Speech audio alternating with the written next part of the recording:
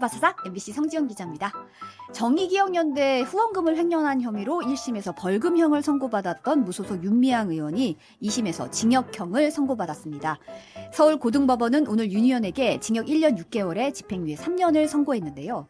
재판부는 횡령 액수를 1,700여만 원으로 판단했던 1심과는 달리 약 8천만 원으로 인정을 했습니다.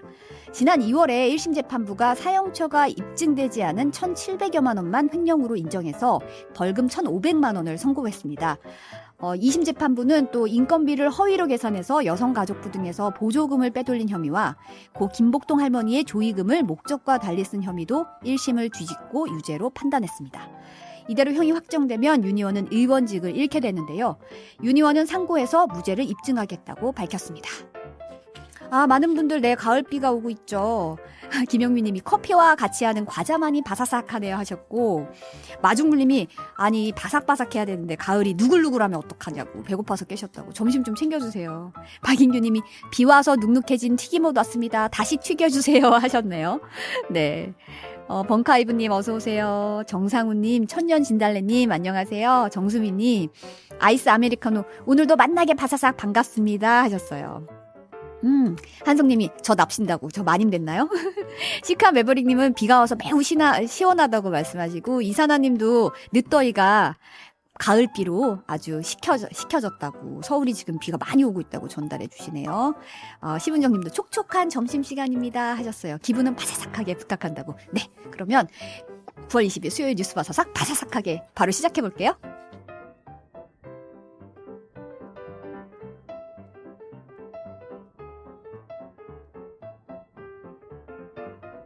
오늘 갓 나온 바삭한 뉴스들 꾹꾹 씹어서 소화시켜드립니다.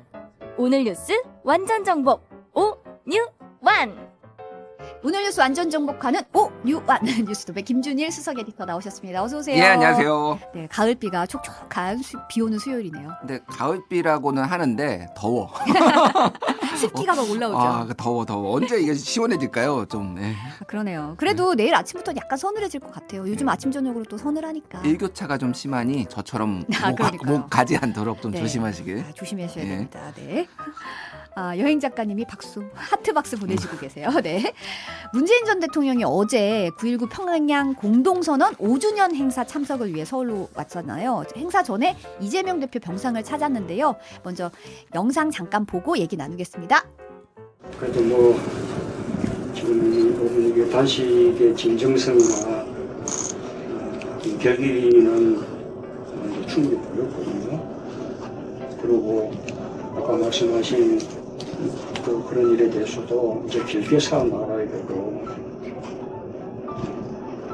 그리고 이제 또 국민들도 좀 달라지기도 하고, 이제는 또 빨리 이제 기운 차려서 또 다시 또 다른 모습으로 또 싸우는 게 필요한 시기가 된 것 같고요.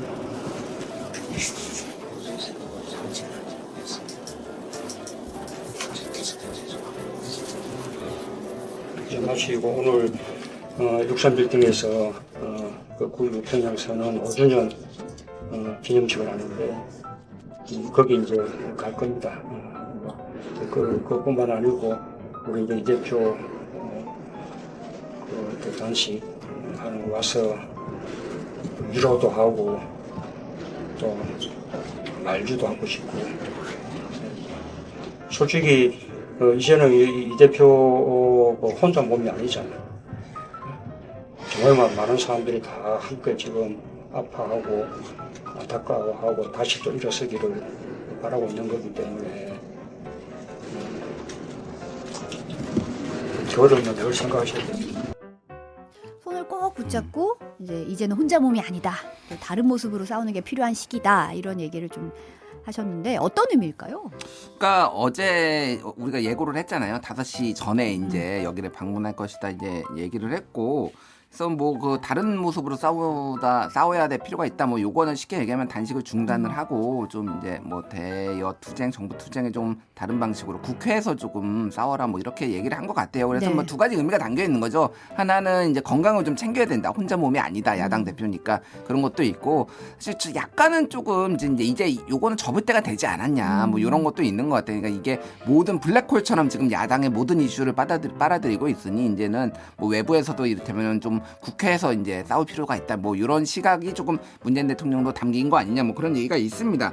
어쨌든 본인도 이제 열흘 단식을 했는데 얼마나 이제 뭐 힘들었는데 지금 20일째인데 얼마나 힘들겠냐라고 하고 이렇게 좀 이제 뭐 머리도 쓰다듬고 좀 얘기를 했습니다. 그래서 이재명 대표도 몸을 일으켜서 배웅을 하려고 했는데 문 전 대통령이 만류했다. 뭐 이렇게 알려져 있습니다. 그래서 한민수 대변인 같은 경우에는 이런 걸음까지 하게 해서 죄송하다라고 이제 말을 했다라고 합니다. 근데 현재까지 아직 뭐 이재명 대표가 단식을 접은 건 아니고요. 오늘로 이제 21일째. 아직 생리식염수, 뭐 이제 링거라고 하죠. 요거는 네.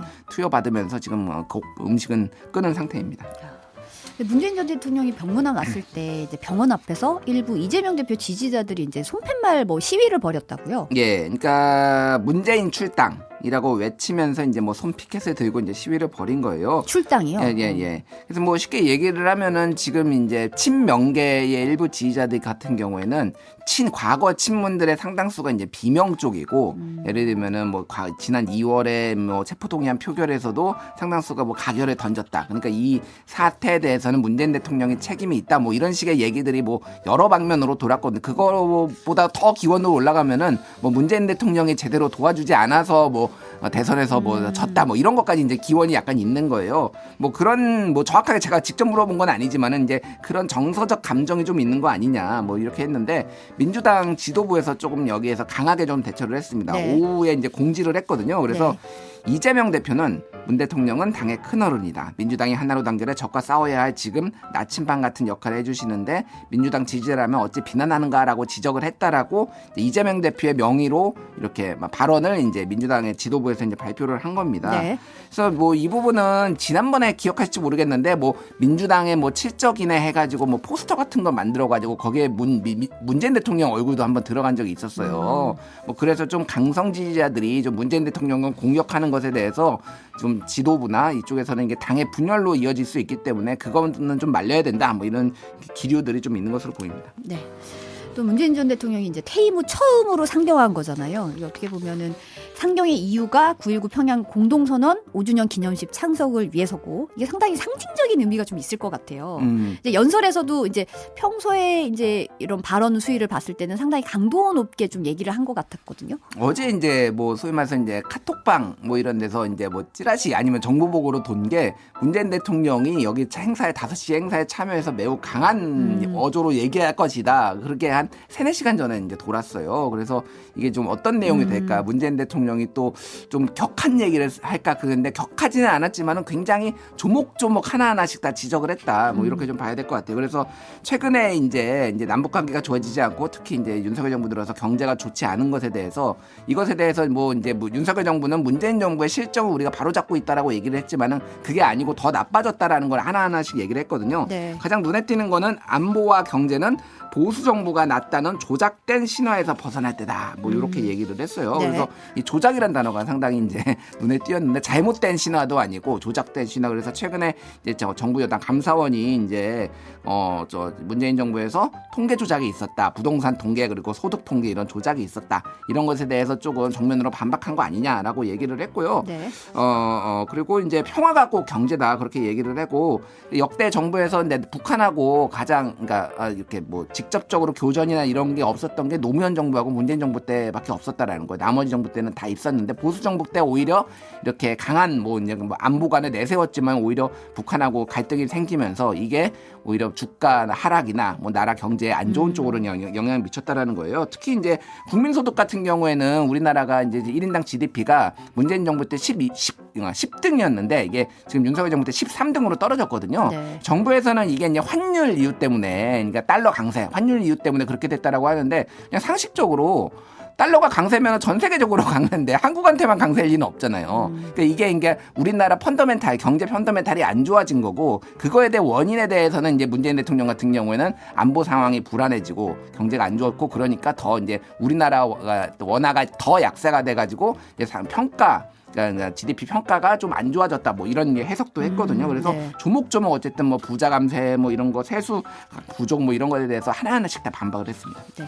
문 전 대통령 어제 연설에 대통령실이 미국에서 굴종적으로 보이는 한산한 평화로운 상황이 평화는 아니다, 이렇게 반박을 했더라고요. 뭐 대통령실 뭐 고위 관계자 말로 나온 건데, 뭐 윤석열 대통령이 직접 한 건 아니고요. 뭐 그렇게 얘기를 했습니다. 굴종적으로 보이는 한산한 평화로운 상황이 평화는 아니다. 압도적인 힘에 의해 상대방 기만과 관계없이 구축하는 것이 진정한 평화다, 이렇게 얘기를 했습니다. 네. 그래서 뭐 이거는 이제 뭐 윤석열 정부의 어떤 안보관 힘으로 이제 굴복시키겠다, 뭐 한미 동맹을 강화하겠다, 뭐 이런 뭐 연장선상으로 보고, 저는 이거보다 훨씬 센 말들이 나올 거라고 생각했는데 생각보다 점잖게 윤석열 정부에서 반박을 했다, 뭐 네. 이런 생각도 좀 들었습니다. 어쨌든 그리고 특히 이제 9.19 군사합의 이제 요거가 이제 평양 회담 이후에 이제 나온 거잖아요. 그래서 네. 서로 이제 적대적인 행위를 중지한다. 요게 지금 사실상 뭐 무력화됐다, 이런 얘기도 있는데, 그래서 신원식 국방부 장관 후보자는 이거 폐지해야 된다, 이런 얘기도 했잖아요. 네. 요거에 대해서 이제 대통령실 관계자가 얘기를 했는데, 윤석열 정부 출범 이후에도 북한이 공공연히 합의를 어겨오고 있고 의도적으로 도발해오고 있다. 현 시점에서는 군사합의가 내포한 여러 문제점을 직시하고 관찰하고 있다라고 얘기를 했습니다. 그래서 폐지 여부를 얘기는 하지 않았지만은 이게 뭐 국방부 장관 바뀌고 정부 좀 기조에 따라서는 폐지 가능성도 좀 배제할 수 없다, 이렇게 좀 볼 수 있을 것 같고요. 강민국 국민의힘 수석 대변인도 이제 오후에 논평을 냈습니다. 네. 그래서 북한의 대변이라도 하는 듯한 여전한 북한몽과 허울 좋은 거짓 평화에 매달린 그들만의 인식은 한치도 변하지 않았다라고 얘기를 했고요. 그리고 이제 문재인 정부 때 경제가 더 좋아졌다, 요거에 대해서는 이렇게 얘기를 했습니다.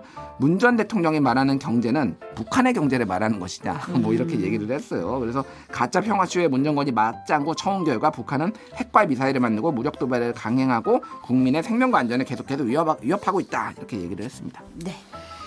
다음은 이재명 대표 단식.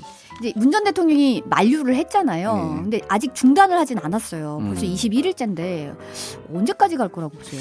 그러니까 이게 저도 궁금하고요. 좀 약간 갑갑하기도 합니다. 그러니까 왜냐하면은 어쨌든 이게 뭐 문재인 대통령이 방문하는 것이 어떤 계기가 됐다, 뭐 계기가 될 것이다, 모멘텀이 될 것이다, 이런 얘기들이 나왔잖아요. 근데 네. 문재인 대통령이 방문을 했음에도 불구하고 계속한다라면은 또 어떻게 이거를 출구로 할 것인가에 대해서 사실 다들 궁금해요. 저만 궁금해하는 게 아니라 앵커도 좀 궁금하시잖아요. 그러니까 이거 어떻게 출구 전략을 어떻게 하려고 예. 하는 건가라는 생각이 좀 그래서 들긴 뭐 하죠. 이제 일각에서는 뭐 여러 가지 이제 해석들이 나오고 있습니다. 아까 말씀드렸듯이 일단은 지금 21일째 이제 단식이 지속되고 있는데, 이 대표가 일단은 신중하게 생각해 보겠다, 뭐 이렇게 얘기를 한 상황이에요. 네.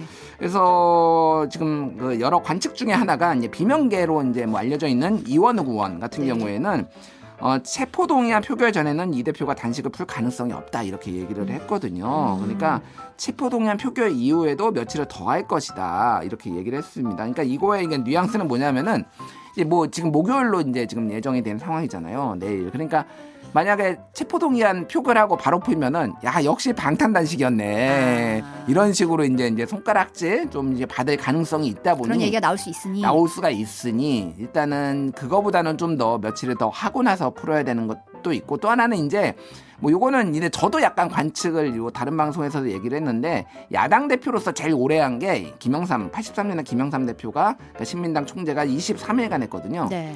그러니까 금요일이 23일이에요.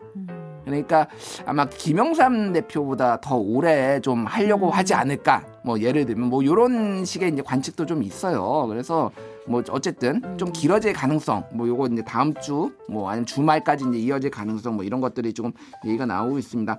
그럼 이제 표결 전망, 체포동의안 표결 전망에 대해서도 이원우 의원이 이제 얘기를 했는데요. 네. 일단은 1차 체포동의안에서 와서 가결을 찍은 사람이 소위 말해서 이제 민주당의 반란표라고 불렀던 사람이 그렇죠. 이제 38표, 뭐 이 정도 이제 되는 건데, 그러니까 가결에 찬성한 표가 18표, 그리고 기권표와 무효표를 합쳐서 20표, 뭐 이 정도 됐다라는 건데, 이분들이 대부분 이번에도 가결을 또 한번 선택할 가능성이 높다, 이렇게 좀 얘기를 했습니다. 그러면서 이게 가결이 된다고 해서 뭐 바로 구속되는 게 아니라 영장 실질 심사가 있고, 그리고 영장실질심사도 바로 집행되는 게 아니라는 거예요. 그러니까 뭐 좀 시간이 더 텀이 있어서 그게 이제 집행될 가능성, 그리고 불체포 특권 포기를 본인이 약속했으니 지켜야 된다, 이런 얘기도 했습니다. 네. 근데 이제 당 내에서는 분위기가 어떤지 좀 궁금한데 보니까 이제 뭐 표 계산하고 뭐 이런 분위기더라고요. 이제 이게 어떻게 될지 표결이 당장 내일로 이제 왔잖아요. 어떻게 될까요? 모르겠습니다. 저도 아니 저도 이게 뭐 민주당 의원들도 좀 아는 분도 있고 뭐 이렇게 물어보는데 얘기를 안 해요. 그러니까 얘기를 하시는 분들도 있죠. 그분들은 나는 부결이요라고 이제 딱 뭐 노선을 정한 분들은 이제 얘기를 뭐 하고 제가 뭐 언론에 알려진 분들까지 굳이 이제 제가 물어볼 필요 없으니까 이분은 어떻게 할 것 같지? 뭐 궁금한 분들 있잖아요. 얘기를 안 합니다. 지금.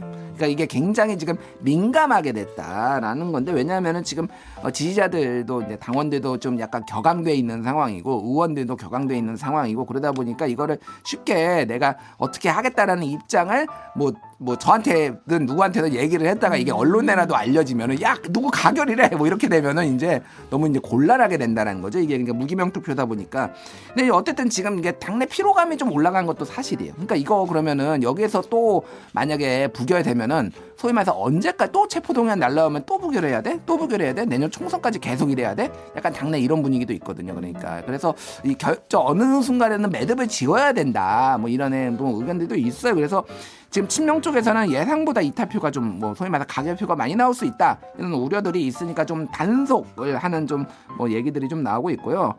그래서 지금 지도부와 친명계는 2월보다는 부결 가능성이 하지만은 우세하다고 지금 보고 있는 상황이에요. 아까 전에 말씀드렸지만은 이탈표가 뭐 한 30표 안팎으로 있었다라는 건데 그때보다는 조금 더 그때보다는 가결표나 무효표가 좀 덜 나올 수 있다, 뭐 이런 건데. 지금 이 대표의 단식이 이제 병원으로 가면서 지금 이어지고 있지만 사실상 이제 더 이상 단식할 명분이 없는 거 아니냐, 뭐 아니고 이제 사실 이건 단식이 아닌 거 아니냐, 뭐 이런 얘기도 있어서 이게 조금 이제 동정론이 조금 뭐 사그라들었다, 뭐 이런 얘기들도 있어서 진짜 이거 알 수가 없는 상황이에요. 특히 이제 원외 인사들 중심으로 있는 더민주혁신회의라는 곳이 있거든요. 여기에 이제 강의원 뭐 사무총장 이런 분들이 이제 유튜브 이제 뭐 친민주당 유튜브에 나와가지고 끝까지 가결표를 던지는 의원들은 끝까지 추적 색출해 당원들이 그들의 정치 생명을 끊을 것이다. 말이 좀 거칠어요. 좀 우려되는데 어쨌든 이 정도로 조금 이제 격앙된 분위기도 좀 보여지고 있습니다. 네.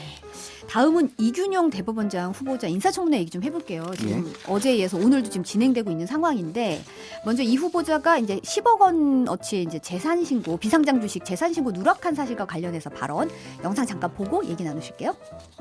선출직들은 재산신고 누락하면 당선 무효형입니다. 고위공직자들은 그와 관련돼서 중징계를 받습니다. 지금 후보자의 자리는 그보다 더 큰 자리이고요. 무려 10억이나 되는 재산 신고를 누락하는 이런 행위에 대해서 어떻게 책임지는지를 묻는 겁니다. 자진해서 후보직을 사퇴하실 의향 없으십니까?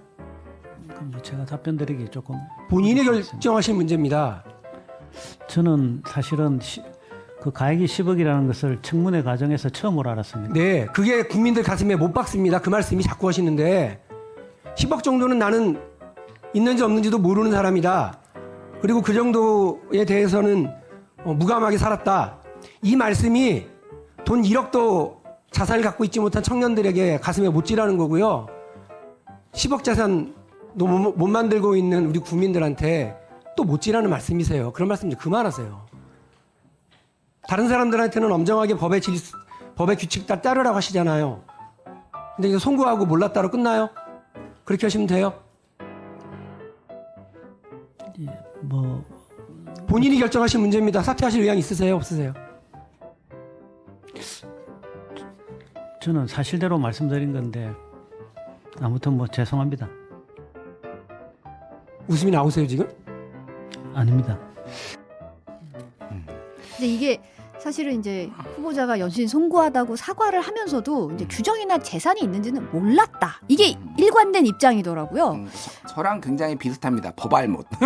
법을 잘 모르는 거랑 굉장히 비슷한데. 아니 저분은 대법원장 후보자시잖아요. 그러니까요. 저는 뭐 모를 수도 있죠. 일반인이야 예. 모를 수도 있죠. 재산 신고할 만한 직책에 갈 수 있는 사람이 전 국민의 몇 퍼센트나 되겠습니까? 그러니까 이분이 사실은 지금 너무 전국이 어지럽다 보니까 별로 주목을 못 받았고 있는데 지금 내용을 들여다보면은 굉장히 심각하다. 명백하다라는 거예요. 일단 뭐 역대 대법원장 후보 중에서 재산이 제일 많아요. 이제 72억 원을 공식적으로 신고를 했는데 10억 이거 누락된 거 포함하면 최소 이제 82억인 거고 그거보다도 좀 뭐 평가를 좀 더하면 더 많을 수도 있다는 얘기가 나오는데 사실 뭐 지금 뭐 김행 장관 후보자 뭐 유인촌 장관 후보자 뭐 이런 분들 한 160억 뭐 이렇게 있으니까 이게 뭐 상대적으로 조금 뭐 더 적네 생각할 수도 있지만은 그러니까 대법관 후보자들은 굉장히 좀 상대적으로 청렴했어요. 그러니까. 대법원장 후보자. 대법원장 예. 후보자들은 그래가지고 상당히 고액인 거예요. 이게 근데 물론 이게 처가 재산이긴 합니다. 문제는 그런데 이게 그러니까 전혀 그럼 본인하고 관련이 없느냐. 지금 얘기하는 게 다 관련이 있어요. 지금 이게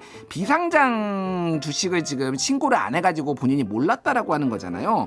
근데 비상장 주식 평가 방식이 바뀐 게 2016년에 진경준 검사장 혹시 넥슨 공짜 주식 뭐 기억하실지 그죠. 모르겠는데 네네.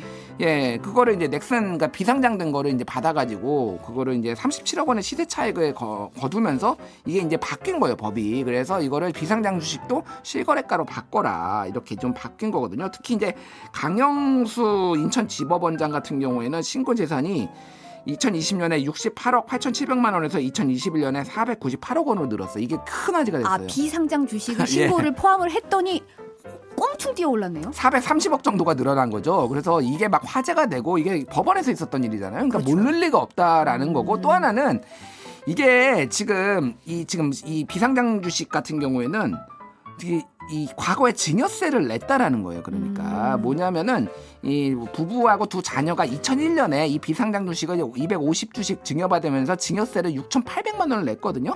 근데 그거를 이제 추산을 해보면은 그때 가치도 비상장이었지만 5억 5천만 원이에요. 그러니까 이게 그 정도 가치가 있다라는 걸 알고 그래서 다 세금까지 낸 사람인데 갑자기 이제 몰랐다라고 하면은 이게 이제 납득이 안 되는 거죠. 그러니까 이거는 본인의 조금 뭐 몰랐다기보다는 그냥 뭐 좀 이렇게 뺐다 일부러 뭐 이렇게 좀 봐야 될 뭐 그런 상황인 것 같습니다. 예.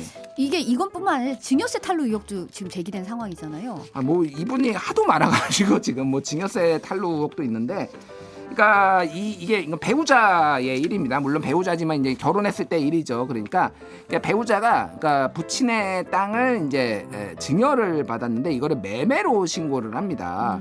그래가지고 이거에 대해서 이제 국세청에서 이제 이거는 현금 증여라고 판단을 해가지고 이제 증여세를 1억 3천만 원 정도 이제 부과를 해요. 근데 국세심판원에 이제 불복해가지고 국세심판원에 이제 조세 불복 심판을 청구를 합니다. 그래서 근데 여기에 이 심판관이 이 과거 연수원 그러니까 후보자의 연수원 있을 때 교수였던 가르쳤던 분이에요. 그러니까 이분이 그래서 이거를 깎아줬거든요. 결국은. 그러니까 이게 좀 증여인데 증여세를 안 냈는데 이거를 매매라고 이렇게 판단하는 게 맞는 건가? 이게 또 소위 말해서 지인 찬스 뭐 이런 게 이제 된 거가 아니냐 뭐 이런 얘기도 좀 나오고 있는 상황입니다. 네. 오늘 온유화는 여기까지 듣겠습니다. 뉴스톱의 김준일 에디터 감사합니다. 네, 감사합니다. 여러분은 지금 점심시간 디저트 같은 방송 성주영의 뉴스 바사삭과 함께하고 계십니다. 좋아요와 많은 댓글 부탁드리고요. MBC 라디오 시사 채널 구독도 잊지 마세요.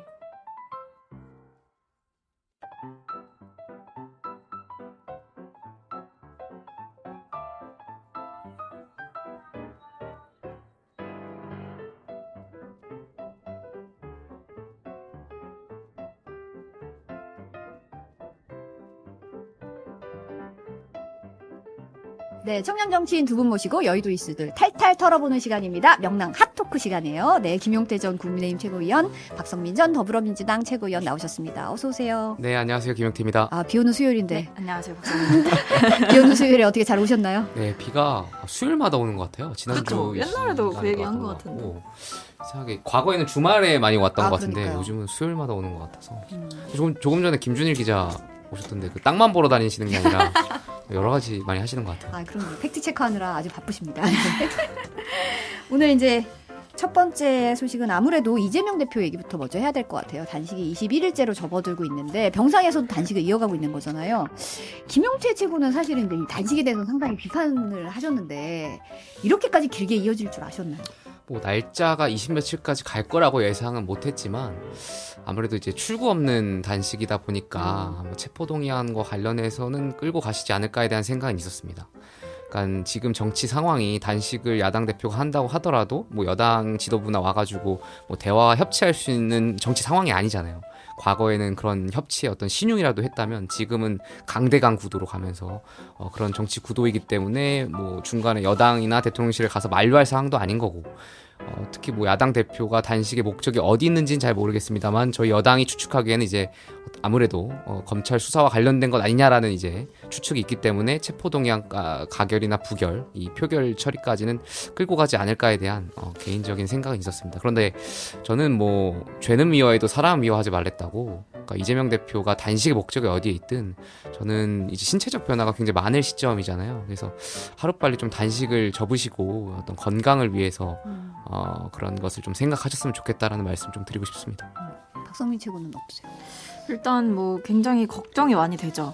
인간적으로. 왜냐하면 사실 병원에 가는 그 과정도 순탄치가 않았고 의료진의 수차례 이 단식 중지 권고에도 따르지 않으시다가 사실은 의식이 거의 없는 수준까지 가게 돼서 급하게 이제 병원에 실려가게 된 거라고 알고 있거든요. 그러다 보니까 사실 많은 분들이 지금 방문도 하셨었고 그 이재명 대표의 단식을 만류하기 위해서 정말 많은 분들이 애를 쓰셨는데 아직까지는 대표님의 의지를 꺾지 못한 상황인 것 같습니다. 뭐 문재인 전 대통령께서도 어제 방문하셔서 단식을 이제 그만 멈춰라라고 말씀을 하셨지만 사실 이재명 대표는 본인이 스스로 이제 출구 없는 이 단식을 계속 하고 있는 것 같아요. 근데 그럼에도 불구하고 김기현 대표나 대통령실의 그 누구도 병문안조차 올 수 없는 건가? 저는 이런 의문을 한켠으로는 좀 가지고 있습니다.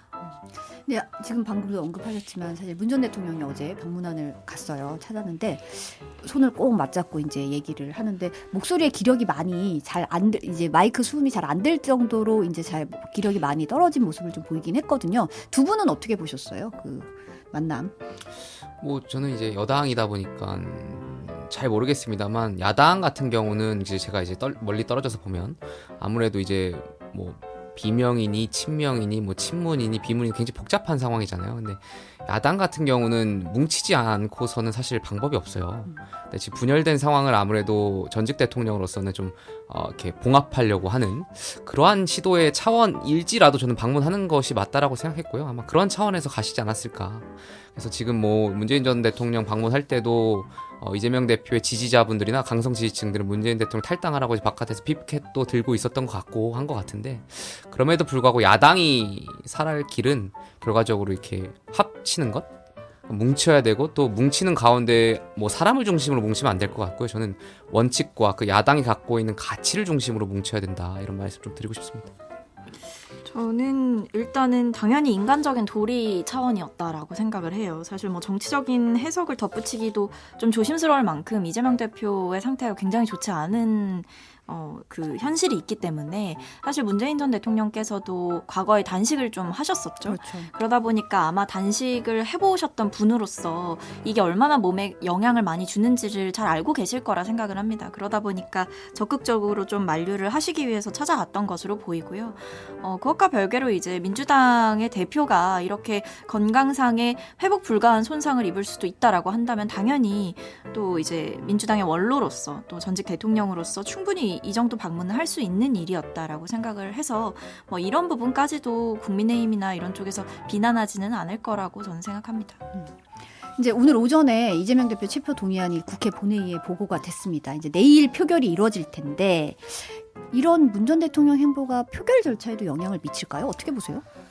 저는 뭐 이미 사실 이 가부결에 대해서는 의원님들 개개인이 이미 다 판단을 좀 하고 있는 시점이었을 거라고 추측을 해가지고 사실 문재인 전 대통령의 방문이 뭔가 가부결의 그 결정에 영향을 주지는 않을 것 같아요. 그냥 다만 문재인 전 대통령의 방문 없이도 이재명 대표의 단식이 워낙 장기화가 되었고 그 과정에서 사실 의원들이 대표께 느끼는 그런 동정심이라던가 아니면 연민이라던가 이런 것들도 분명히 있는 것 같고 또 한편으로는 윤석열 정부의 최근 행보들이 좀 너무나 심각한 수준으로 가고 있는 것 아니냐라는 문제의식이 당 안에서 굉장히 공감대가 큰 걸로 알고 있습니다. 뭐 홍범도 장군에 대한 그 흉상 이전 논란뿐만 아니라 사실 최근에 지금 감사원이 들고 나온 게 뭐 문재인 정부를 겨냥해가지고 뭐 통계 조작 이런 얘기까지 하고 있잖아요. 그러다 보니까 당 안에서는 우리가 좀 더 똘똘 뭉쳐서 싸워야 되는 시점이 아닌가 이런 여러 가지 복합적인 판단의 기준들이 작용하는 것 같습니다. 근데 저는 이 체포동의안이 민주당이 외통수에 걸렸다라고 생각해요. 그러니까 부결이 될지 가결이 될지 모르겠지만 둘 다 어떤 방향이라든지 저는 민주당이 자멸의 길을 갈 거다라고 생각됩니다. 그러니까 부결을 만약에 선택하면요. 민주당은 국민하고 또 약속을 안 지킨 정당이 되는 거 아니겠습니까? 그러니까 뭐 민주당의 대표가 정말 민주주의를 위해서 싸우다가 뭐 탄압받는 이미지라면 전 당연히 야당 의원들이 당대표를 위해서 부결표를 던질 수 있다고 생각해요. 근데 지금 이재명 대표가 가지고 있는 혐의들, 의혹들은 그러한 것들, 어떤 대의 명분을 위한 것이 아니라 개인의 비리 의혹과 관련된, 그러니까 당대표와는 상관없는 본인이 경기지사나 성남시장 시절에 잘못했던 그런 의혹들이에요. 근데 이런 개인 비리 의혹을 지켜주기 위해서 민주당 의원들이 이미 체포동의안 통과시키겠다고 약속했는데 이제 와서 부결표를 던진다? 국민과의 어떤 약속을 저버리는 정당이어서 저는 내년 총선에서 분명히 심판받을 거라고 생각되고요. 만약에 그렇다고 이제 원칙을 지키는 방향으로 저는 이제 가결을 해야 된다라고 생각되는데, 그래서 이제 영장실질심사를 정말 받아보셔야 된다. 그래서 이재명 대표가 죄가 없다라고 판단된 법원에서 그런 영장의 어떤 발부 요건이 충족되지 않는다고 하면 이제 기각될 테니까요. 가결이 돼야 된다고 생각되는데, 가결을 하는 순간 분명히 강성 지지층들에 의해서 가결표를 던진 의원들이라든지 그 추측으로 이제 또 명단이 돌겠죠. 아니면은 그 지금 뭐 회의장의 의결 정족수를 못 맞추기 위해서 참석을 안 하는 방향도 검토하는 것 같은데, 그 의결 정족수를 맞추기 위해서 회의장에 들어간 의원들의 명단이라든지 아니 뭐 이런 의원들을 낙인 찍기 해가지고 분명히 낙천 운동을 벌이실 거기 때문에 어떤 방향으로 하든지 저는 민주당이 자멸의 길을 갈 것 같다, 이런 판단을 좀 드리고 싶고요. 결과적으로 이 문제를 지혜롭게 해결할 수 있는 방법은 이재명 대표가 직접 요구하는 방법밖에 없어요. 체포동의안을 가결시켜달라. 이재명 대표가 당원과 민주당 의원들한테 말씀하시는 방법밖에는 없다라는 점을 좀 말씀드리고 싶습니다. 근데 저는 뭐 이 대표의 사법적인 사안, 그러니까 어떤 문제로 재판을 받고 기소 위기에 놓여 있고 뭐 이런 것들이 그 사안을 보는 것도 보는 건데, 그것과 별개로 사법적인 절차가 제1야당 대표가 아니었으면 이렇게까지 했을까? 이런 의문이 드니까 지금 민주당에서도 사실은 이것은 제1야당 대표, 그러니까 대통령의 정적을 제거하기 위한 정치적인 수사다, 이렇게 규정을 하는 거죠. 사실 지금 이 수사가 굉장히 장기화가 됐고 뭐 최소 1년 반에서 거의 2년가량 진행되고 있는 상황이고, 압수수색도 수백 차례 하고, 그리고 관련자들은 다 구속되고 뭐 구속이 만료돼서 석방되는 경우도 있고, 이런 방식으로 수사가 굉장히 장기화되었음에도 불구하고 그동안 언론 플레이를 했던 검찰의 이야기와는 다르게 사실 결정적인 증거 또는 이재명 대표와 그 여러 의심받는 혐의들 간의 직접적인 증거들을 도대체 얼마나 확보를 했냐, 이런 부분들이 결국에는 저희가 이 수사 자체가 굉장히 정치적으로 이루어지고 있구나, 그리고 굉장히 좀 지능적으로 시간 끌기를 검찰이 하고 있구나, 이런 생각을 하다 보니 저희 입장에서 당연히 비판을 하는 거죠. 그래서 제가 봤을 때는 뭐 체포동의안 표결이 단순히 이제 이재명 대표 그러니까 한 분에 대한 뭔가 개인적인 호불호를 가리는 장이 아니라 이거 자체가 약간 민주당을 향한 공격에 대해서 어떻게 대응할 것이냐, 이 차원으로 논의가 좀 확장된 것 같아요. 그래서 의원님들 안에서 굉장히 고민이 많은 것으로 알고 있고 어떤 방식으로든 결론은 나겠죠. 근데 저는 야당 의원들께 이 부분을 좀 말씀드리고 싶어요. 야당 의원분 한 분 한 분들은 물론 당원으로서 당의 어떤 의원으로서의 역할도 있겠지만 그 이전에 국민의 대표로서 헌법기관입니다. 그러니까 박근혜 전 대통령의 탄핵과 이재명 대표의 어떤 체포동의안을 단순히 비교할 것은 아니지만 이거 말씀드리고 싶어요. 박근혜 전 대통령 탄핵을 당시에 국회에서 그 통과될 때도 당시 여당 의원들이 그 통과에 동의하신 분들 많습니다. 그분들은 당연히 당원으로서의 어떤 역할을 배반한 걸까요? 아니, 그것이 아니라 국민과의 대의 명분이 더 중요했기 때문에 자당의 대통령이 탄핵이 되는 그 순간에서도 그 가결을 했을 그 상황이 있었던 것이라고 말씀드리고 싶거든요. 그러니까 국회의원이라고 한다면 저는 원칙을 지키셨으면 좋겠고, 그것이 이제 유권자를 대변하고 국민 상식을 대변하는 길이 어떠한 길인가. 그러니까 단순히 민주당이 방탄정당으로서 남는 것이 아니라 이 야당 의원들 한 분 한 분이 국민들이 선택한 그 의미를 생각하시고 지금 이 순간에 어떻게 가결해야 될지 부결해야 될지에 대한 그 판단에 대한 저는 결과가 이미 섰을 거라고 생각해요. 그렇기 때문에 야당 의원들이 좀 합리적이고 현명한 판단하셨으면 좋겠다 말씀드리고 싶습니다. 그럼 김용태 최고는 내일 체포동의안이 가결될까요? 부결될까요? 어떻게 예측하고 계세요? 안타깝게도 이런 생각을 하는 국회의원들이 많이 적을 것 같아서 좀 부결될 것 같은 생각이 좀 있어요. 근데 제가 만약에 비명이라면 이래 죽나 저래 죽나 저는 가결할 것 같습니다. 그러니까 어차피 이재명 대표 체제에서 저는 비명들이 살 길은 없다라고 공천받을 길은 없을 거라고 생각되고요. 그렇다면 원칙을 지키는 길을 선택하셔라. 원칙을 지키고 가치를 지키는 사람들은 긴 전쟁에서 봤을 때 살아남거든요. 그러니까 지금 단지 그 눈앞에 있는 이익을 쫓기보다는 정말 그 가치와 원칙을 선택하신 길을 선택해라. 말씀 좀 드리고 싶습니다. 박성민 측은 어떻게 보세요?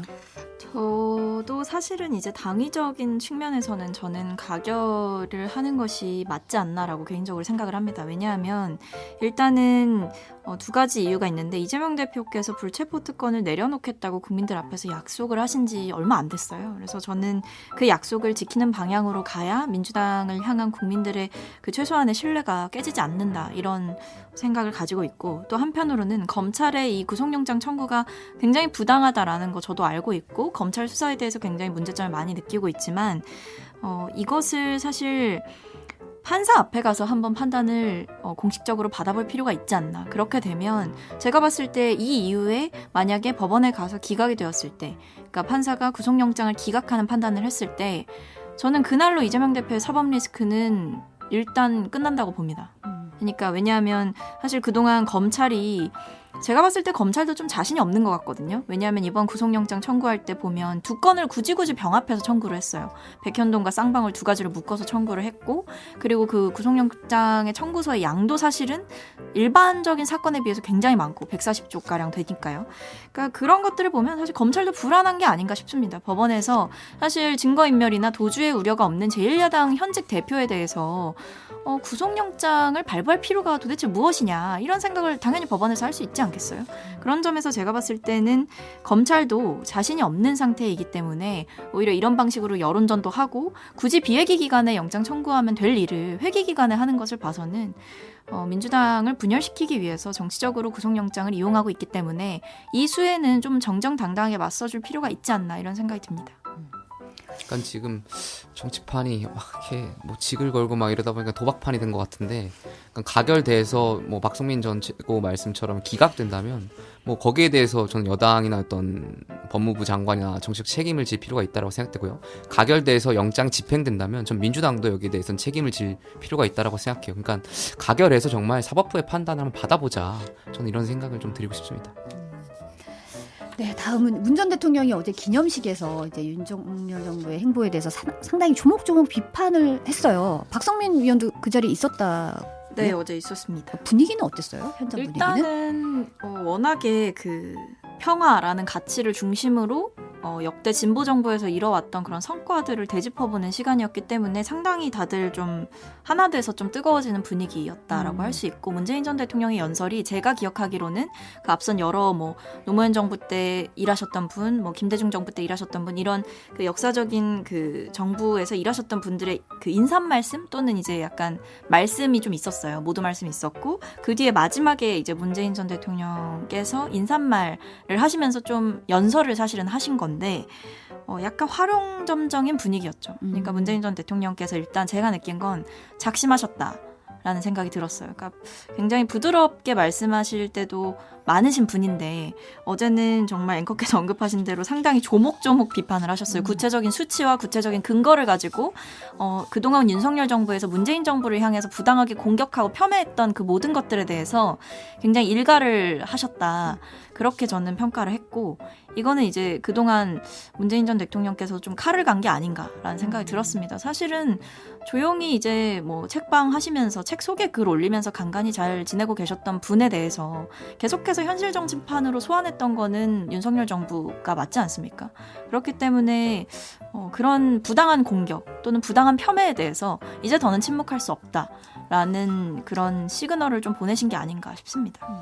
근데 이제 저는 조작된 신화라는 말이 좀 다들 많이 이제 언급을 하고 있긴 한데 그게 거의 마지막에 나왔거든요. 근데 거기서 저도 정말 문재인 전 대통령께서 결심을 하시고 지금 말씀을 하시는 거구나. 정말 제대로 정면 반박이라고 할까요? 그렇게 하시는 것으로 보여지더라고요. 글쎄 저는 조작된 신화는 그 중의적 표현이라고 생각되는데 그러니까 지금 감사원 관련해서 보면은 문재인 정부가 이제 통계를 조작한 것 아니냐라는 의혹들이 나오고 있잖아요. 그러니까 거기에 대해서 비추어 보았을 때는 문재인 정부가 만약 맞다면 통계를 조작한 것이고 말 그대로 그 소득주도 성장은 조작된 신화였던 거겠죠. 좀 그런 의미에서 그 말씀 글쎄요 저는 전직 대통령께서 계속 현실 정치에 참여하는 것을 좀 지양하셨으면 좋겠어요. 그러니까 SNS를 통해 가지고 계속 글을 올리시고 또 이번에 나와셔서 계속 현 정부와 대립각을 세우려고 하는 그런 모습들 물론 현 정부가 전 정부를 공격하는 그런 측면도 있었음에도 불구하고 전직 대통령이 그냥 현실 정치를 떠나셔가지고 이거는 그 민주당의 뭐 친문 의원들에게 맡기신다든지 이런 행보를 하는 게 더 맞지 않나. 그러니까 미국의 전직 대통령들 보면은 더 큰 의제들을 갖고 많이 활용하잖아요. 그러니까 문재인 전 대통령 같은 경우는 전직 대통령으로서 중국과의 관계라든지 북한과의 관계에 있어서 분명히 저는 활용할 수 있는 일정 네트워크가 있다라고 생각해요. 그러면 우리가 물론 지금 남북이 대결 구도로 가고 있지만 그럼에도 불구하고 어떤 북한과의 소통이나 이런 것은 물밑에서 필요할 것이고 그러면 문재인 전 대통령 같은 경우 그러한 방향으로서 국가를 위해서 국민을 위해서 좀 보탬이 될 수 있는 역할을 좀 해주시는 것이 좋지 않나. 근데 계속 이렇게 현실 정치로 들어오셔가지고 계속 싸우려고 하는 모습들을 보여주시는 것은 저는 국민들이 보시기에 바람직한 모습은 아닐 것 같습니다. 근데 부당한 공격을 애초에 안 하면 되는 일이라고 전 생각을 해요. 사실 부당한 것 같진 않고. 부당하죠. 왜냐하면 경제지표 같은 것들도 지금 뭐 문재인 정부를 공격하고 있는데 저는 정말 말 그대로 너나 잘하세요라고 하고 싶어요. 지금 이 윤석열 정부의 경제 전망이 지금 굉장히 안 좋지 않습니까?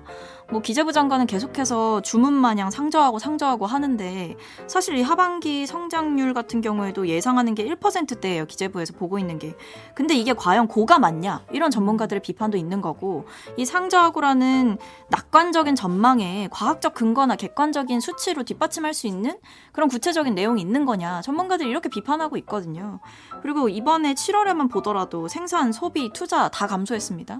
근데 이런 상황에 대해서 도대체 윤석열 정부는 어떤 비상한 각오로 경제와 민생을 살리기 위해서 노력하고 있는지 저는 묻고 싶고 맨날 윤석열 대통령의 발언으로 소개되는 거는 거의 다 문재인 전 대통령 또는 전임 정부 관련된 거예요. 또는 반국가 세력 언급하시면서 우회적으로 문재인 정부 돌려 까시잖아요.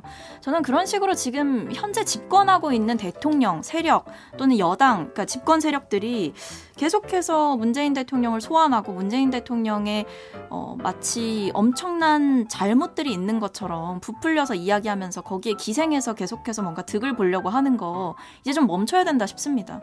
그러니까 지금 현직 대통령이 그리고 현재 재임하고 있는 정부가 제대로 하지 못하는 일들에 대해서도 계속해서 뭐 이 행사는 문재인 정부 때 준비한 거다. 뭐 이거는 문재인 정부 때 유치된 거다. 이런 식으로 변명하시잖아요. 그리고 뭐 홍범도 흉상도 나중에는 문재인 전 대통령도 나오지 않았습니까? 문재인 전 대통령이 무슨 의도로 이거를 세웠는지 봐야 된다. 이런 식으로까지 뒤에서 말씀하시잖아요. 저는 맨날 때리는데 어떻게 맞고만 있냐. 이렇게 말씀드리고 싶어요. 저는 박성민 전 최고 말씀처럼 여당도 새겨들 지점이 있다고 생각해요. 그러니까 문재인 정부가 엄청난 실수가 없던 것처럼 이제 말씀하시는데 문재인 정부가 엄청난 잘못을 했기 때문에 5년 만에 정권 교체가 됐겠죠. 그러니까 국민들이 이미 문재인 정부가 잘못됐다는 것을 심판하신 거기 때문에 여당과 정부는 좀 이제 전 정부에 대한 평가보다는 앞으로 우리가 나아가야 될 비전을 더 말씀하시는 게 맞는 방향이다. 이러한 부분에서는 저도 말씀드리고 싶습니다. 내일 사실 굉장히 국회에서는 엄청난 이제 건이 더 올라오는 게 이제 어떻게 보면은 내일 향후 전국에 굉장히 중요한 분수령이 될 것 같은데 사실 한덕수 국무총리 해임 건의안도 내일 표결이 붙여질 전망이잖아요. 어떻게 영향을 미칠까요? 뭐 한덕수 국무총리의 해임 건의안은 아마 통과될 거 아닐까에 대한 생각이 있고요. 물론 강대강으로 지금 싸움이 붙여지다 보니까 야당도 야당이 가지고 있는 의석수를 최대한 활용해서 이제 통과시킬 것 같고요. 근데 해임 건의안은 말씀하셨던 것처럼 법률이나 헌법에 어떤 특정 요건이 있는 건 아니에요. 정치적인 메시지고 어떤 판단이기 때문에 야당이 통과시킨다면 물론 거기에 대해서 의원 내각제의 의원 내각 불시민제와는 또 다르기 때문에 법적으로 구속력 있는 권한도 아니기 때문에 대통령께서 저는 판단하실 것 같아요. 그런데 지금 상황에서는 뭐 야당의 말과 어떤 협치가 잘 되는 상황이 아니기 때문에 아무래도 해임 건의안이 통과된다고 하더라도 이제 대통령께서는 그것을 좀 이렇게 받아들이실 것 같지는 않고요. 물론 그걸 안 받아들여도 대통령의 판단인 거니까요. 거기에 대해서 당분간은 계속 대치 상황이 이어지지 않을까 심지어는 뭐 국무총리가 지금 바뀐다고 하더라도 야당이 쉽게 청문회를 동의해 주겠습니까? 국무총리 같은 경우 야당이 동의 없이 또 임명하기가 쉽지 않은 상황이고 현실 정치 측면에서도 새로운 총리를 모시기가 어려운 상황인 거죠. 여야가 그러니까 결국에 대화가 없는 상황이기 때문에 지금 여러모로 어려운 상황일 것 같다라는 말씀 드리고 싶습니다. 뭐 말씀 주신 대로 사실 강대강 대치 국면이 더 심화될 것 같아요. 뭐 더 덜해지기보다는 더해지는 형국이 될 것이다라는 생각이 들고 말씀하신 대로 두 가지인데 하나가 한덕수 국무총리 해임 건의안이고 하나가 이재명 대표의 체포동의안이잖아요. 아무래도 이제 후자 같은 경우에는 민주당의 정치 지형에 영향을 줄 수 있는 크게 줄 수 있는 사안이고 또 한편으로는 그 국무총리 해임 건의안 같은 경우에는 결국에는 사실 장기적으로 봤을 때 윤석열 정부를 향한 이 대여 투쟁의 전선에서 어떻게 보면 쏘아올리는 신호탄 같은 거라고 생각을 해요. 점점 더 장기화가 되지 않을까 싶고 결국에는 이 야당으로서 분명히 중요한 역할을 할 때에는 이제 정부를 견제하고 정부의 실책을 지적하고 또는 정부의 일부 인사들의 잘못을 지적하는 방식으로 저희도 정치 활동을 하게 되는 건데 그중에 하나로 지금 사실 이 국정 난맥상의 책임을 상징적인 자리인 총리로서 좀 묻고자 하는 그런 의도가 있기 때문에 대여 투쟁의 전선이 좀 더 강화되는 방향으로 갈 것이다라고 생각합니다. 다음 뉴스 요거 하나만 좀 볼게요. 국민의힘이 내년 총선에 대비해서 외부 인사 영입을 확정을 했는데요. 이제 이 가운데 시대전환 조정훈 의원이 이제 합당 형식으로 입당을 하게 됐어요. 조선일보가 일면에서 막 비판을 하고 그랬던데 두 분은 어떻게 보셨어요? 뭐 이제 조선일보 그 신문을 보니까 민주당에서 이제 활동했던 인사를 여러 번의 당적을 바꾼 인사를 이제 영입했다라고 이제 비판하시는 것 같은데 저희 당이 뭐 조선노동당 출신도 받는 정당인데 뭐 그게 문제가 되겠습니까? 저는 그렇지 않다라고 생각되고 물론 이제 당원으로서는 당연히 환영하는 바이고 외연 확장의 입장에서 굉장히 긍정적인 의미일 것 같아서 좋겠지만 저는 이제 조정훈 의원 개인적으로는 잃는 게 맞는 것 아닌가 생각이 돼요. 그러니까 결과적으로 본인이 그 연동형 비례대표제를 통해 가지고 어떻게 보면은 국회의원이 되신 분인데 결국에는 양당제로 들어오시면서 그 연동형 비례대표 스스로가 실패했다라는 것을 보여주시는 것 아닌가 싶기도 하고요. 그러니까 민주당에 있다가 왜 국민의힘이 왔는지 보다 더 국민들께 좀 설명이 필요할 것 같아요. 명분이라는 측면이라든지.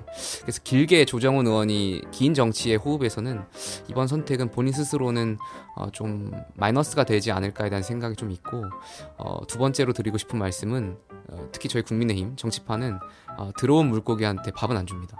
들어온 물고기에게 밥을 주지 않는. 알아서 이제 살아남으셔서 알아서 공천을 하셔야 될, 그 공천 과정에 하셔야 될 것 같습니다. 그러니까 분명히 합당 전에는 뭐 여러 가지 지역구 얘기가 오가면서 약속 받으셨던 것도 있지 않을까 생각이 되는데 그거는 합당 전에, 그러니까 입당 전의 일인 것이고요. 들어오시면 공정한 경선을 하셔야 될 겁니다. 지금 뭐 마포 갑 정도가 얘기가 나오는 것 같은데 그 지역 같은 경우 우리 당에 이미 많은 현역 의원분들이 가시려고 준비하고 있는 지역이고 원외의 정치분들도 많기 때문에 저는 여기서 뭐 입당 인사라고 해서 전략 공천을 바라신다면 잘못된 생각이실 거고 공정한 경선 하셔야 된다 말씀드리고 싶습니다. 네. 박성민 측은 어떻게 보셨어요? 저는 일단 이분은 그러니까 조정훈 의원 같은 경우에 조정훈 의원이죠. 조정훈 의원 같은 경우에는 굉장히 좀 전형적인 기회주의자로 보여요. 그러니까 이분이 뭐 시작은 뭐 민주당에서 출마를 하시려고 했다가 잘 안 돼서 시대전환을 창당했다가 또 이제 저희 당에서 만들었었던 과거에 이제 비례위성정당에 들어오셨다가 그러니까 다시 결국에는 죄송합니다. 너무 우시는 거 아니에요? 네네. 의원 한석을 물 뺏기셔가지고 주세요. 너무 우시는 거 아니에요? 물 좀 주세요. 네. 네. 네. 말씀을 네네. 해주실 줄 알았는데. 죄송합니다. 네. 근데 조정훈 의원 같은 경우는 결과적으로는 좀 시간을 드려야 될 것 같아요. 네. 죄송합니다. 네. 요거 말고 사실 마지막으로 제가 여쭤보고 싶었던 게 용산 차출설 얘기 좀 나오더라고요. 어떻게 보세요? 저는 이 기사를 접하고 이 기사가 왜 이 시점에 왜 나갔을까에 대한 좀 생각도 해봤고요. 결과적으로 뭐 행정관 분들이나 비서관 분들이 뭐 당의 정치에 참여하실 수 있는데 이분들이 혹 대통령을 팔아가지고 자기 정치를 하려고 하는 것 아닌가에 대한 의구심도 있어요. 그러니까 지역으로 가시면서 본인이 마치 대통령의 힘을 받아서 온 인사다 이러한 것을 좀 아무래도 좀 어필하려고 했던 기사 아닌가 싶고요. 전 행정관 분들이든 비서관 분들이든 뭐 수석 분들이든 누구든 오시면 저는 공정한 경선해야 된다. 그러니까 용산의 행정관이었다고 해서 전략공천을 받는다면 과거에 보수정당이 있었던 그 분란이나 공천 파동이 또 이어질 것이기 때문에 그건 결국에 대통령한테 해가 될 것이거든요. 그러니까 행정관이라고 하더라도 그 지역에서 공정한 경선해야 된다. 그런 말씀 드리고 싶습니다. 한 30명 얘기 나오더라고요, 보니까. 더 플러스 알파 있지 않겠습니까? 그 용산에서 근무하시는 분들 보면은 정치인 출신들도 많고 또 정치를 지망하시는 분들이 많기 때문에 아마 이번이 기회라고 생각하실 수도 있어요. 그래서 조금 전에 말씀드렸던 것처럼 과거에 저희가 청와대 개입이 있었던 과거의 아픔도 있고, 근데 이번에는 뭐 윤석열 대통령께서 개입하지 않겠다라고 여러 차례 강조하신 바가 있고, 또 검사 출신이시기 때문에 저는 지키실 것이라고 믿고, 그렇다면 행정관들도 대통령 팔아서 정치할 생각은 저는 가지시면 안 된다. 지역에 뭐 오래 길고 닦은 정치인분들, 원외 정치인들과 경쟁하고 경선할 준비하셔야 된다 말씀드리고 싶습니다. 네. 이제 좀 괜찮으신가요? 아, 근데 아직 목이 좀 아프네요. 네. 아, 네. 죄송합니다. 네. 아니, 일단 저는 아까 그 작가님이 사탕을 하나 주시더라고요. 그 사탕에 뭐가 있는 거 아니에요? 뭐 걸린 느낌인데 목에. 네. 아니 목을 풀어주기 위해서 제작진의 선의를 그렇게 얘기하시면 안 되죠. 되게 섭섭해하신다고요. 네, 아무튼 제가 조정은 의원에 대해서 너무 이제 안 좋은 생각을 하다 보니까 약간 사례가 들린 것 같은데, 일단은 제가 앞서 말씀드렸듯이 굉장히 기회주의자적인 면모를 너무나 많이 보여주신 것 같고, 뭐 정치를 하다 보면 사실 뭐 여야 오갈 수 있는데요. 제가 봤을 때는 이분이 너무 원칙 없이 계속해서 자리를 옮기는 게 아닌가 싶은 거죠. 뭐 사실 그동안 처음에는 분명히 뭐 국민의힘 인사들이나 대통령을 향해서 비판적인 발언도 꽤 하셨었거든요. 그게 사실은 본인이 말하는 뭐 좌도 우도 아닌 중도 실용정당으로서 꽤 많은 발언들을 하셨었는데, 어느 순간부터 이분이 하시는 말씀을 보면 사실 국민의힘 인사들과 다를 바 없는 말씀들을 참 많이 하시더라고요. 그래서 그때도 이미 진직에 좀 합류를 하는 게 아니냐 이런 설도 있었어요. 근데 이게 공식화된 것 뿐인 것 같고, 그래서 결과적으로 봤을 때는 사실 본인은 이렇게 한 자리를 더 할 수 있을 거다, 한 번 더 국회의원을 할 수 있을 거다라고 생각하실지 모르겠지만, 국민들이 보셨을 때에는 사실 이제 앞으로가 더 기대되지 않는 사람이지 않을까, 그렇게 이제 본인의 몸값을 오히려 스스로 좀 낮춘 게 아닐까 싶어요. 최근까지도 이분이 걸었던 그 정치 현수막에 보면 좌도 우도 아닌 앞으로 이렇게 써 있습니다.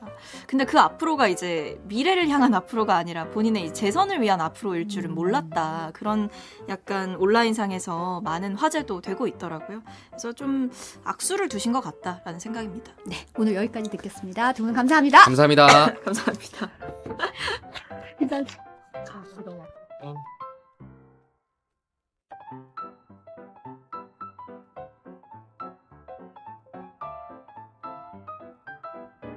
네, 조금 전 들어온 속보 하나 전해드리면요. YTN 방송사고와 관련해서 경찰이 압수수색 영장 신청했다고 어제 전해드렸는데, 서울 마포경찰서가 최근에 신청한 압수수색 영장이 어젯밤 서부지검에서 반려됐다고 밝혔습니다.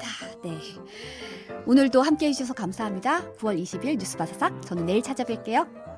And I won't move, and I won't ever judge nothing you do. You got a prisoner, my heart is forever yours.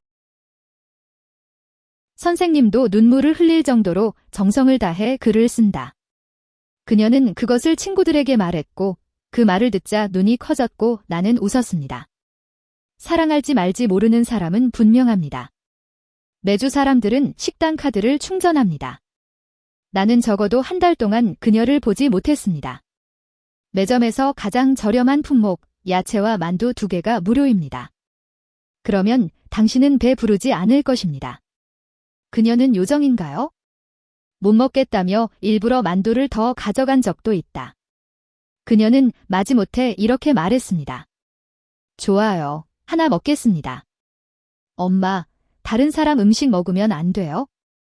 그녀의 휴대전화는 고장이 났다. 엄마가 해외에서 선물로 사주셨는데 3일째 낡았는데 이틀째 신호가 없었다. 재충전을 위해 친구들에게 코인 1-2개 달라고 할 때마다 매일 밤 9시에 어머니에게 전화하는 것을 좋아합니다. 배터리도 부족합니다. 내 전화기를 빌려줘. 그러지 못하게 해서 뒷좌석 남자들한테 빌렸는데 별로 친하지 않은 사람들이 그의 엄마라고 불렀어요. 전화를 건 후 원하지 않는 번호를 조심스럽게 삭제하세요. 알았어. 엄마, 난 당신에게 아주 애착을 갖고 있어요.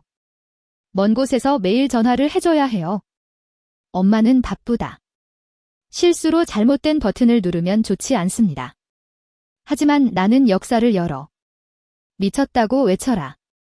너무 기본적이고 연결도 없고 연결도 없는데 너무 오랜만이라 흐엉빈이 너무 과하고 거짓말을 자주 합니다. 나 로또 추첨하기엔 너무 게을러서 이 번호는 빌릴 수가 없어.